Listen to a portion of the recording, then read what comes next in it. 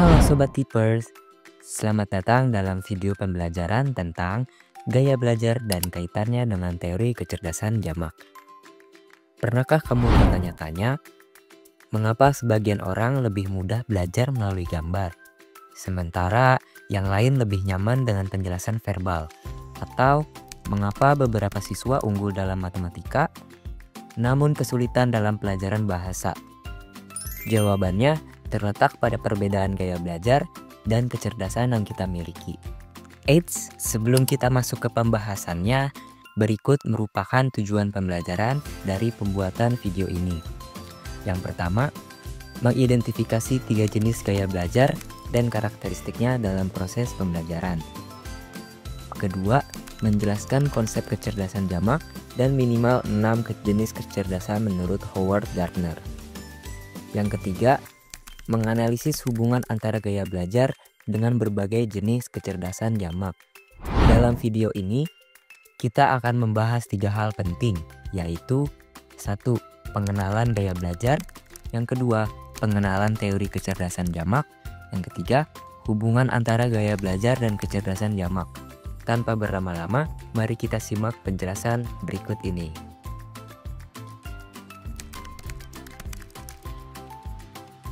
Gaya belajar merupakan cara seseorang menyerap, memproses, dan menyimpan informasi.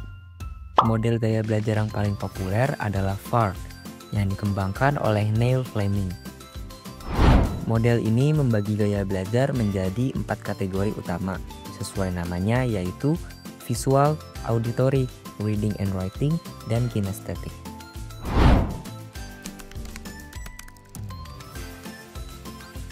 Mereka dengan gaya belajar visual cenderung belajar lebih baik melalui penglihatan. Mereka juga menyukai informasi yang disajikan dalam bentuk gambar, grafik, diagram, dan video.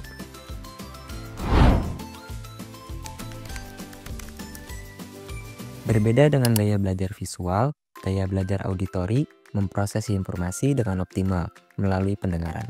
Mereka lebih suka mendengarkan kuliah atau penjelasan orang lain, diskusi kelompok, rekaman audio, dan menjelaskan konsep secara verbal.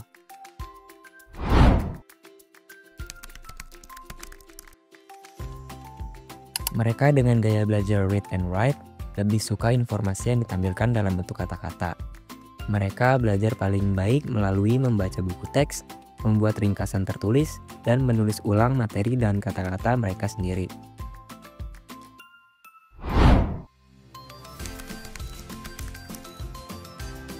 Gaya belajar kinestetik belajar melalui pengalaman langsung dan aktivitas fisik.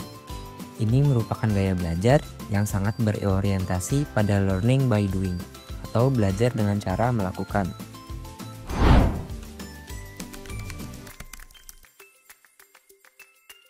Pada tahun 1983, psikolog Howard Gardner memperkenalkan teori kecerdasan jamak yang merevolusi cara kita memahami kecerdasan manusia.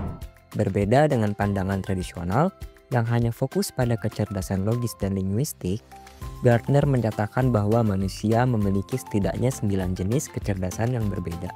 Pertama, linguistik verbal, yaitu kemampuan menggunakan kata-kata secara efektif.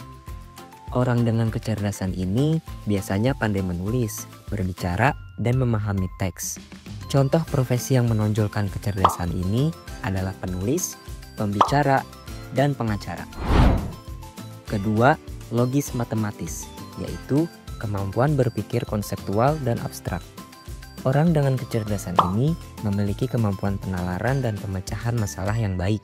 Contoh profesi yang menonjolkan kecerdasan ini adalah ilmuwan, insinyur, dan akuntan. Ketiga, visual spasial, yaitu kemampuan menggambarkan objek dan dimensi. Orang dengan kecerdasan ini memiliki kepekaan terhadap warna, garis, dan ruang. Contoh profesi yang menonjolkan kecerdasan ini adalah arsitek, seniman, dan navigator. Keempat, musikal. Sesuai namanya, yaitu kepekaan terhadap ritme, nada, dan melodi.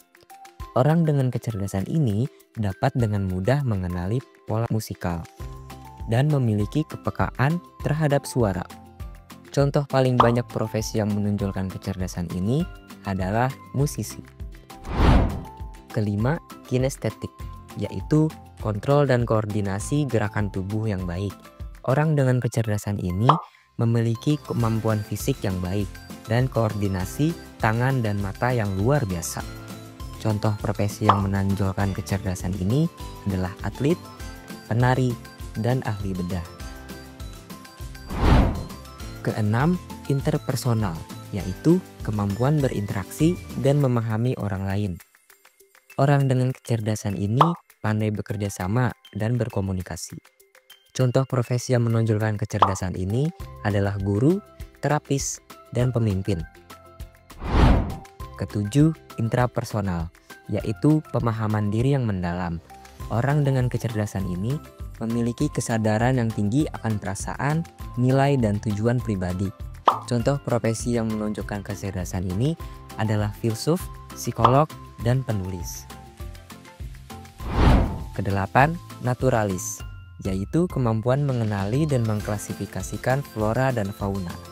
Orang dengan kecerdasan ini memiliki kepekaan terhadap lingkungan alam dan pola-pola di dalamnya. Contoh profesi yang menunjukkan kecerdasan ini adalah ahli biologi, petani, dan ahli lingkungan.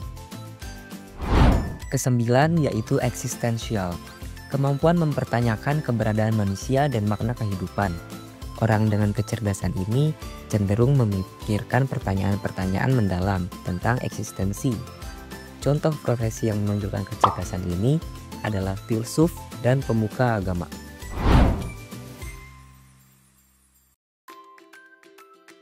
Tahukah Sobat Tipers, gaya belajar dan kecerdasan jamak memiliki hubungan yang saling melengkapi loh. Mari kita lihat bagaimana keduanya berkaitan. Gaya belajar visual sering berkaitan dengan kecerdasan visual spasial. Pembelajar visual biasanya memiliki kemampuan menggambarkan konsep dengan baik. Mereka belajar optimal melalui penggunaan peta konsep, grafik, dan video. Seorang siswa dengan gaya belajar visual dan kecerdasan visual spasial tinggi akan sangat terbantu dengan materi pembelajaran yang kaya akan gambar dan diagram. Gaya belajar auditori berkaitan erat dengan kecerdasan linguistik dan musikal. Pembelajar auditori biasanya memiliki pendengaran yang baik untuk bahasa dan musik. Mereka belajar dengan baik melalui diskusi kelompok, rekaman audio, dan lagu. Seorang siswa dengan gaya belajar auditori dan kecerdasan musikal tinggi akan sangat terbantu dengan pembelajaran yang menggunakan lagu atau irama sebagai alat bantu mengingat. Gaya belajar kinestetik berkaitan dengan kecerdasan kinestetik dan naturalis. Pembelajar kinestetik belajar melalui pengalaman langsung dan gerakan. Mereka belajar lebih optimal melalui permainan peran, eksperimen, dan kunjungan lapangan. Seorang siswa dengan gaya belajar kinestetik dan kecerdasan naturalis tinggi akan sangat terbantu dengan pembelajaran di luar ruangan yang melibatkan eksplorasi lingkungan.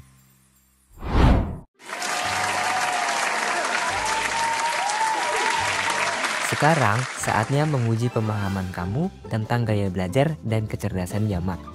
Mari kita mulai dengan beberapa pertanyaan pilihan ganda. Mudah kok pertanyaannya, konsentrasi ya.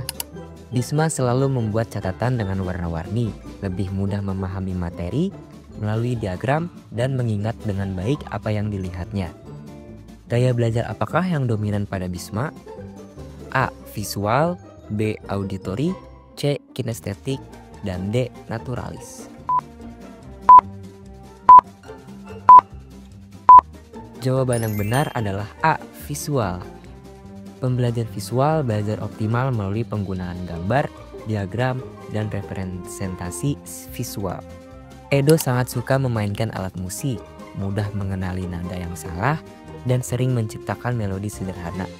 Jenis kecerdasan apakah yang dominan pada Edo? A. Visual spasial, B. Linguistik, C. Musikal, dan D. Kinestetik.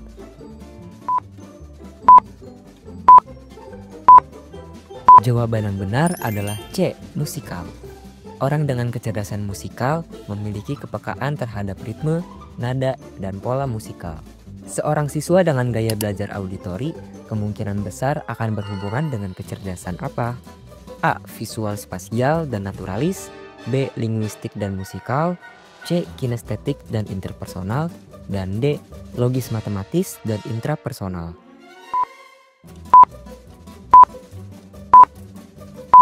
Jawaban yang benar adalah B. Linguistik dan musikal.